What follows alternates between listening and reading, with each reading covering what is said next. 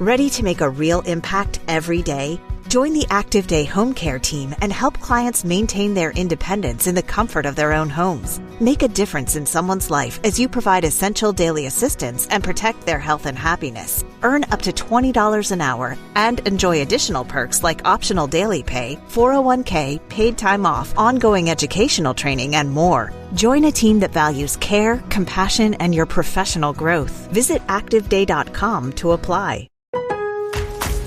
Lowe's knows how to set off your July 4th with savings. Right now, buy one, get one free on select one-coat coverage interior paint via Visa gift card rebate. Plus, get two select 2 or 2.5 quart red, white, and blue annuals for just $10. Hurry, these July 4th deals won't last long. Lowe's, we help, you save. Valid through 7/9. Selection varies by location. While supplies last, excludes Alaska and Hawaii. More terms and restrictions apply. See Lowe's.com/rebates for more details. Ready to make a real impact every day? Join the Active Day Home Care team and help clients maintain their independence in the comfort of their own homes. Make a difference in someone's life as you provide essential daily assistance and protect their health and happiness. Earn up to $20 an hour and enjoy additional perks like optional daily pay, 401k, paid time off, ongoing educational training, and more. Join a team that values care, compassion, and your professional growth. Visit activeday.com to apply. Stop right there. Yeah, you. If you like all things entertainment, current events, or Hollywood, then look no further. Creator to Creators, hosted by director Meosha of Horror Noir, interviews filmmakers and creatives from around the world. Join in on the fun, guest celebrities, and informative information to have as a creator. Hit subscribe and stay connected to Creator to Creators. Hi guys, welcome to another episode of Creator to Creators today. Today we have a special guest. CerVon Campbell. Hey, welcome to the show. I am so glad to be on with you. Yeah, me too. Me too. I mean, I started this podcast because, I like talking to people from all around like walks of life that are just like super uber talented and just doing what they're doing in the arts, and being a creator. And I love that, like, we happen to stumble upon each other on Instagram. I love those. I love that. You're absolutely you're super talented. Like, you have such an amazing, like, versatile voice, and I listened to a lot of your music, and I was like, holy crap! I was vibing to it. It was really cool vibe. But I'd like to start from the beginning. Like, what was your childhood like, and kind of like how did you kind of find your way into the industry? My childhood was very, I was so involved in the church. My mom, she preached for a little bit, but she was mainly like the church secretary, and she still is. So I spent every day in church, even if there wasn't any actual program, we would be at the church making programs and doing stuff, setting stuff up. So very involved in that. My dad, he's in a band and they traveled a lot. Like, they were really, like, they, to this day, they've always traveled, performed like multiple times a week. He stays busy. And I kind of stumbled into everything on accident. My goal was to be a preacher. Like, I did not want like anything like this at all. I wanted to be a preacher and I wanted to be a cop. So Wow. that was like that's exactly what I wanted to be. I wanted to help people. And then it kind of shifted from that to I wanted to be a teacher, which I'm still am for a good bit. And I don't know, I worked with kids a lot, and my dad needed me to he was running late. I had got to an event before he did. So I had to kind of explain, like, hey, he's running late, this, that, and this. And me doing that, I just started making jokes, like saying like everything that was going on while they was late. And I jumped into stand-up comedy. And I did comedy for a couple of years, and then I started doing poetry, and I just made a song for somebody else, and then I was doing demos for other people. And I finally had one where I just disagreed so hard on like what the direction she wanted to go with the song. So I made it myself and I put it out, and I just kept going. So I still write for other people mainly, but occasionally I'll throw something out for myself. No, yeah, for sure. That's amazing. So, would you say that your family was very supportive of like whatever you did and your ventures in life? Yeah, Yeah, like they were reluctantly supportive. It was like, I mean, yeah, well, we'll take you there, this, that, and this. Yeah, we'll help a little bit. But once they started to see, like, okay, oh, you're making money. Okay, yeah, yeah. You know what? We're gonna pray over you. We're gonna make this happen. That's when they really jumped on board. For sure. That's absolutely amazing. I love that, like how the path kind of just you did a lot of different things along your journey. I mean, stand-up comedy, I would have never thought that's Everybody says that because interesting. I'm very, what I'm told, meek and very withdrawn from people. Yeah. But yeah, that's my passion really. I love stand up way more than I love music. I just have a lot more Wow. fun with it. Mm. But I've never had like really like jobs. I've had careers and I just bounce career to career. So even now with music, stand up and touring, I still work a lot. So I try to stay busy. That's cool. Who's your inspiration as far as like a comedian? Like one of your favorite comedians of why you do or why you do stand up or look up to that person? Um, you know what? It changes so frequently. For like I'll have a comedian I'm obsessed with for a month, a couple of weeks, a month or so, or a few months, and then it'll shift to somebody else. When I first started stand up, I was doing it and I shifted into music the same reason because I was obsessed with Childish Gambino. Hmm. So everything he did, I was like, I want to do that too. I'm gonna do that too. So he was like, he got into music, and I was like, well, I write poetry. I can do music too. So I idolized that man for a long time. Oh yeah. He's Yeah, eerie talented. Like yeah. I mean, like I think that's what I mean, that's the same thing you're doing. Your comedy. And then I think also music. I think it's actually just it's like you said, poetry. It's all really kind of merged into one, but it just hmm in different ways. And I'm curious, like what like your sound. Have you figured out your sound and what would you call it? Like your I have not. I have not. And mm, it's such a big problem where I keep trying to because when you're submitting to playlists and you're trying to work with people, it's really hard to sell the kind of music that I have. So that's why I'm really appreciative of the fact that I have people that really support my music. I don't like saying fans, but I have a lot of support of people who just keep coming back and listening to the new stuff because I'm really hard to sell like when I'm pitching the playlist, and same with like labels and managers. I've been really hard to work with because they're like, hey, are you gonna sing? If you're gonna sing, then we want you to do this. Or are you mm. gonna rap? Or if you're gonna rap, we need you to do this. So I move around so much in my music and what I try to accomplish in it. So I really don't know what my sound is. Ah, no, I think I personally, as a filmmaker, and I went to school for cinematography originally, and I direct and stuff now. But like I find that a lot of people wanted to put me in like a genre, like this is what you're Mm-hmm. supposed to be, and that's it. And I'm so curious at nature, so I want to do all these other things because I'm like, why not? Like, Mm-hmm. isn't that what being a creator is? Yeah, and then so many people are like they get in their box and they get so comfortable to like, oh, this works, this sells, and then they keep repeating the same formula. And I tried that, but like it started to kill my passion in music to where it just got to the point it has not been fun.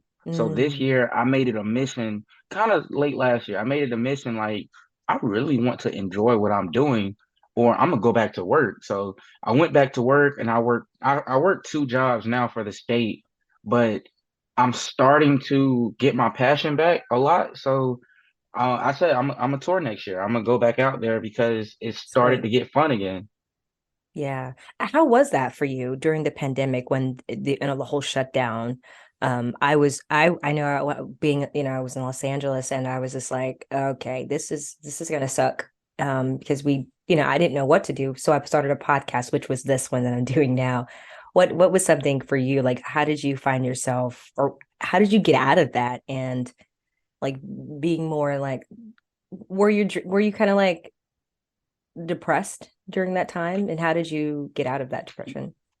Yeah, well, I had at that time I was already I don't know if this is like, triggering or bad to say, but I was already going through depression and very Mm. suicidal and Oh, I'm on so and off with sorry. attempts and stuff. and I was just dealing with a lot that I was like really forcing upon myself to take on. Hmm. So when COVID hit, I had already been working my way through depression, and in Yeah. that I opened for Dana Carvey, the guy Oh, Garth from Wayne's World, and yeah. I bombed bad, like very bad, because 5 minutes before I went on, they said, "Hey, no jokes about this, or this," and that was my whole set. So out of Oh, a 15-minute set, I got like 5 minutes in, and then just crashed. So that made me step back, and then personal life was just beating me up. So I was already on the internet when COVID hit. So when mm, everybody was touring and stuff like that, I was already doing the live shows. I was already really well versed in like how I was networking online and using my platform. And I wasn't trying to tour. So everybody had to come to my level, which made it really good for me. I got so much opportunity, and it really like threw my career ahead because of COVID when everybody mm. had to come to my level. So it worked out a lot for me, and it helped me also be able to work from home to deal with everything I had, to where I feel like now I'm completely out of depression and a lot of That's those negative wonderful. thoughts. So it was really good for me. That wow, that's awesome. I'm so glad that that happened and you Thank found you. your way out of that. That's a absolutely amazing thing. Would you now I was listening to some of your music and I was like I couldn't help but think. I was like thinking like a song with SZA and you on that thing would be so fire. Like I don't know, like I could just see it. Like I'm putting that out into putting that to speaking that to Put it out existence. there. I have a manifestation list of artists that I Yeah. want to work with, and she's on it. Like I had such a crush on her when she had the red hair. Like Oh I was in middle yes. school and I had a poster of her, and I was just like, bro, like that was my girl. When she first came out, I was hypnotized by her. Oh, she's absolutely phenomenal, and beautiful, beautiful queen. Um, Hmm. do you think the industry, as far as like music or just entertainment in itself, do you think it's changing for the better, and it's giving artists more of like, there are they treating artists properly and fairly? Do you think it's getting better in that sense?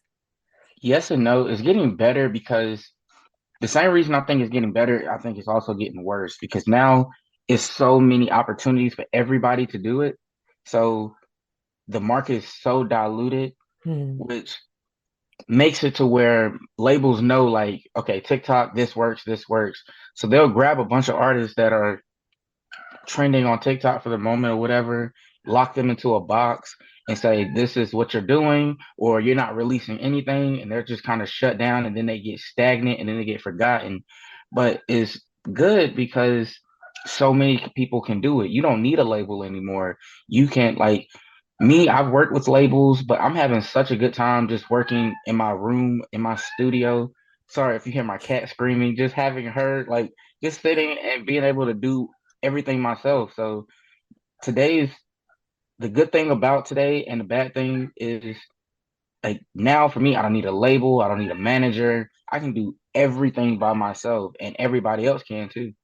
Yes, I love that. I love that you that self like that's what that's I guess that what you would categorize as like like for me I do indie, a lot of indie. So I taught myself how to edit. I taught myself all these things. But obviously I went to school for a lot of this one degree, but I wanted to learn every other aspect because at one point like people you have to do it yourself. You know, And it's props to like you. That takes a ton of patience. thank you. Yeah, like it was just like whether it was either sink or swim kind of thing, you get out Hmm. of college and you're finished film school and they're like, okay, go make a movie. And you're just like, Hmm. so you kind of have to know everything in order to keep everything all or know something about these parts. But I love that you know these things and it's self-taught, would you say? Yeah. I kept getting. I would have a really positive, really good thing happen, and then it was what's next, and I would Mm, get stuck for a while. Just I don't know what I'm supposed to do. I can make another song and put it out, but then it's just making songs and putting it out, and I didn't have no kind of strategy. So that was something I had to teach myself. Sit down, make a plan, like actually plan stuff out. And everything had to be like taught down to like me dreading my hair. I had to learn how to dread myself because, What? when you don't have people around, you just kind of, and you want something, you can't wait too long because time hits really hard. Oh my gosh, yes. It really does. And like I like what you said that, that everybody can do this as well. I feel like there's no excuse now to do whatever now because social media is such I mean, like you said, everything is at our fingertips opposed to what it was before years ago. I'm so grateful to where we are now because, like you said, everything is so accessible and right there. You can distribute your own, Hmm. music on platforms nowadays, which is really, really cool. But also, you can also get lost in the shuffle of all the music. So just have to find that niche of your supporters to like go and Hmm. like I find it like I have a lot of I find that interesting too. I still kind of struggle with that is like how to like navigate and have your supporters go to this thing of like go and buy Hmm. it. Like that's the support, like not liking my photos, just that. It's like also go and I found out it's you have to like what I did. And same way with me and you, I go out on hashtags, I go out through everything, and I'll actually like pay attention to your stuff. mm, That's all everybody wants. So with you, with everybody I meet on Instagram, I like every picture. And I don't just like it, I'm gonna read the caption. I'm paying love that. attention to everybody because for one, I can grow from it and I can Mm, learn something from it. But also, you return the favor. You meet people, you network, you make friends all over the place. That's how I like right now. I have a song that's trending in Australia, nice. and I've never been to Australia, but I've made a ton of friends online in Australia to where I have people I say I love you to now all Oh, over the world just because I don't even just network. I really just build friends on here. That's why I don't like saying fans because I really just reached out and made a personal connection with all of the people that listen to my music. So then they'll help spread it. And I don't mind, like, I love being able to spread their stuff. So, like, I've made a ton of playlists and stuff. If I can awesome. help you in any way, I'm going to because we all need each other. And I learned early that the people you have up close, like, I'm from a small town and nobody here supports my stuff. Wow. They just kind of so I've been making music 9 years and doing stand up for like 11, and Wow. they just now caught on to me this year. So it's kind of like I had to go out there. I had to leave home and not wait on Mm. people. Hmm. Wow, that is so wild that they're just now. Do you think it's because it's such a small town and everyone's not used to something so big or large or grand, grand on the scale? Because I think in a small town, because I'm from Florida originally, but Hmm. I left home. I left quickly after high school. I was like, I gotta get out of here. Like, it's not gonna happen here. Hmm. Yeah, Okay. I get that. I felt that way from the beginning. I felt like I didn't belong here, but not in a bad way. Like I love the people, and they're really nice people. And I do the same thing where, a friend of mine or somebody I know might be like, hey, I released a song and like maybe in high school and be like, hey, I'm gonna be a rapper and I have this song out. And you're like, oh yeah, yeah, I listen to it, this, that, and this. But it's kind of like you're not really thinking about it. And I don't know the exact root of that, but you're like, I mean, cool, everybody's a rapper. Like, I'm not gonna listen to it. Right. But then when you do it, you like, why nobody listening to me? I think it's just because you know the people and I don't know. I get that too. Like when I finally did I guess what do you call a major project? Everyone from the hometown are like, "Oh my God, I knew you would do it." And you're just like, I've been doing this for like 15 years. But okay, great. Thank you so much. So I have a few more questions. I promise we'll get you out of here. I am in no rush. We're good. I love Hmm. I love talking about the success stories, which are great and fantastic. But were there times that uh did you ever fall out of love with music ever or no? So many times, and so many times it hit me to where it was like, this just it isn't working for me. Mm, Like, and then God will show me something up happen, or I'll have a realization on. what I have that I know a lot of people aren't fortunate enough to have in the industry. And Mm. then I'll kind of step back and reevaluate. But I think about giving up all the time. I've Mm. fallen out of love with music so many times. Like even just now, I put out I did a song a week for like 2 months. Wow. For like 2 months. And before that, when I recorded those songs, this label reached out to me and it's like I would give them a song. Like I gave them the song Sarah Lynn, and that song means so much to me.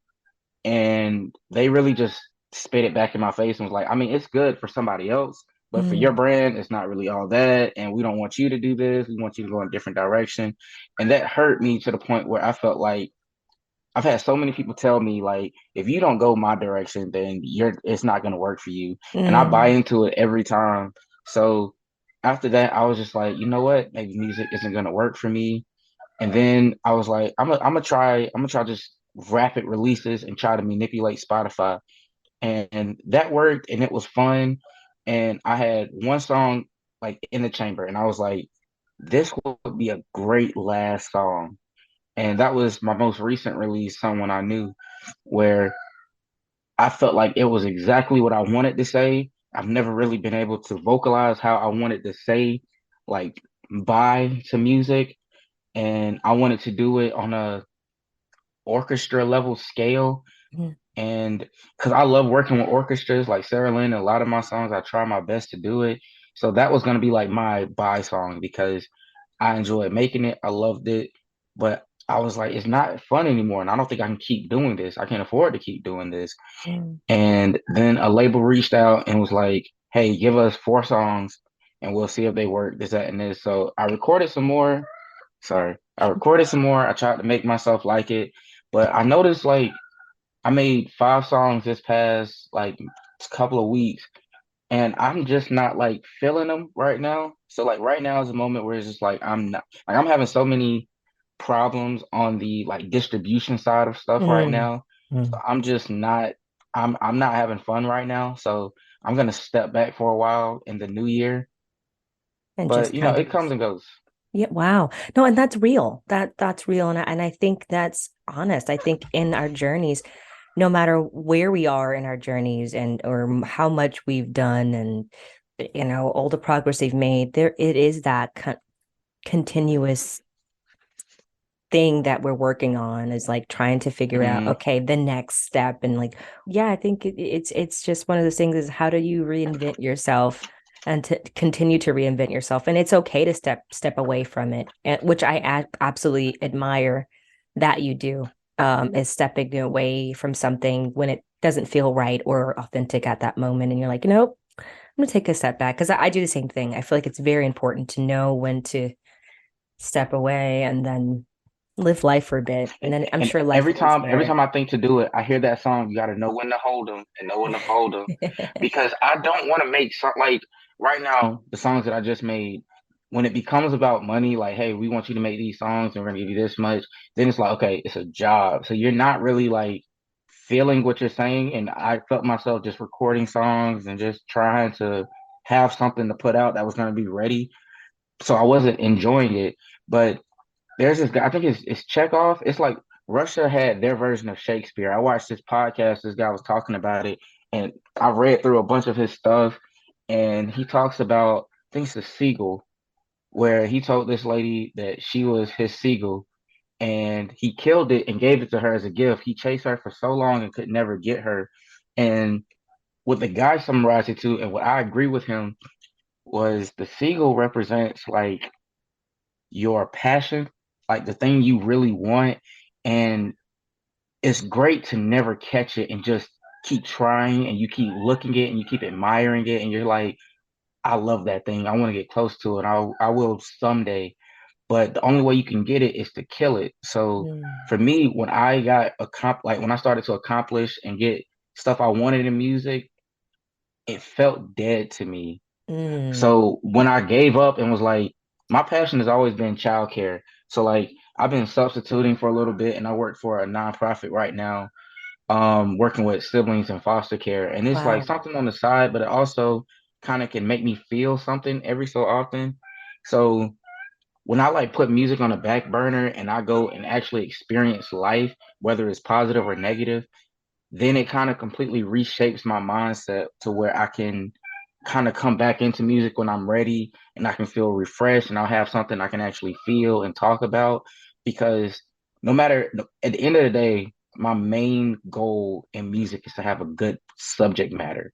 I'm Mm, done trying to make like negative songs. I don't want to talk about like how bad I'm feeling and all of that kind of stuff. I don't want to do that anymore because it feels good to vent, but at the same time, I don't want to be responsible for somebody else's negativity. So if they're mm, listening to me on repeat and I'm constantly putting bad stuff into them and they're singing along, meaning their words of affirmation is also negative, I don't want to do that anymore. So I mm. have to, if I'm not feeling good, I can't make the song. I have to Wow. like really be in that moment and feel it for me to want to do something. So that's why I'm taking a break. I want to really like come back with fresh eyes and fresh, like a fresh heart with it all.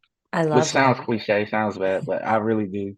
No, that's beautiful. I love that. Absolutely love that. And kudos to you for stepping away and I'm sure you're gonna come out with something amazing when you come back. So hey, I don't be hope gone so. too long. Um, I don't know how long I'll be like because creativity comes and goes. yeah. So I have some stuff like I can put out, but I don't know, I want to do something instead of just being in my room all day, like, making a song. I want to like see what else is out there. So I'm gonna play around a little bit. I love that. I love that. It's beautiful. I like to ask this question with every guest, and there's no wrong answer. But if you could choose one, which one would you choose? Loyalty or Mm. respect, and why? Um,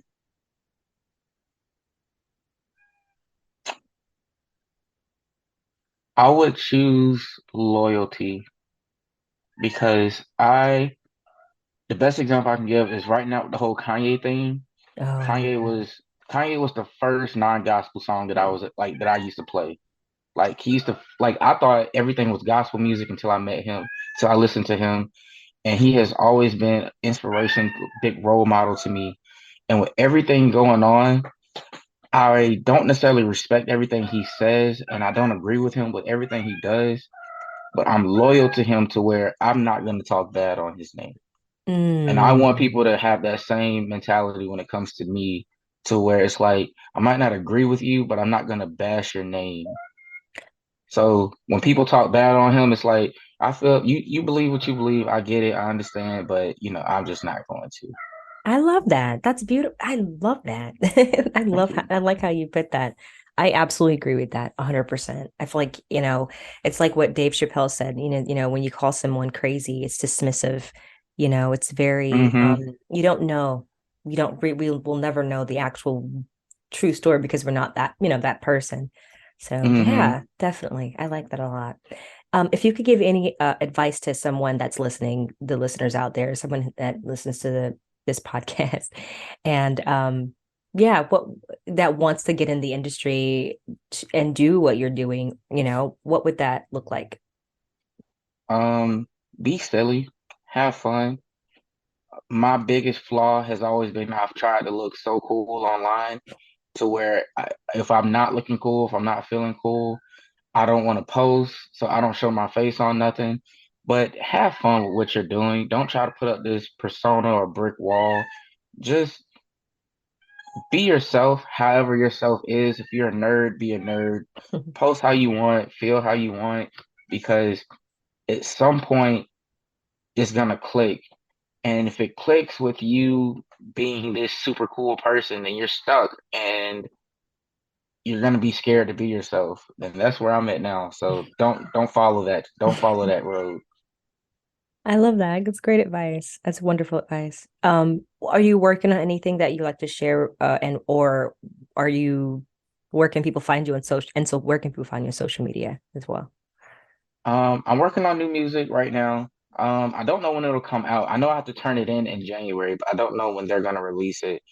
Um, my main project right now is Cautionary Fairy Tale, and it features this girl, Boy Junior. She's phenomenal.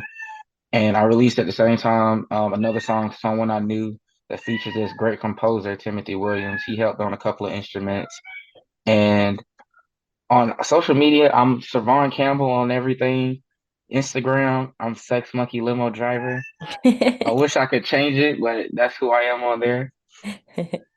I like it.